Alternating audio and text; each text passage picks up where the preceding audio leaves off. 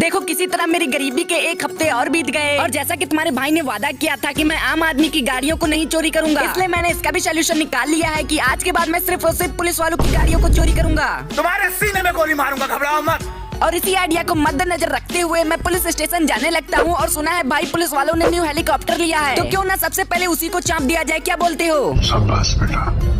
लेकिन भाई इनकी सिक्योरिटी तो काफी ज्यादा टाइट है, लेकिन मैं किसी तरह पीछे वाले रास्ते से वहाँ पर पहुँच जाता हूँ और मैं मौका पाते ही टेरेस पे जाने लगता हूँ। लेकिन मेरे भाइयों, आज के तुम लोग मेरे को बिल्कुल भी सपोर्ट नहीं कर रहे हो, इसे जल्दी से लाइक करके चैनल को सब्सक्राइब कर दिया करो यार। क्या क्या बार बार बुलवाते रहते हो। और ये क्या भाई, डायनासोर का स्टैचू, मैं इससे डरने वाला हूँ क्या? ये लो। बाकी तुम टुकुर टुकुर देखना बंद करो, मुझे पता है मेरे चोरी करते ही तुम लोग कंप्लेन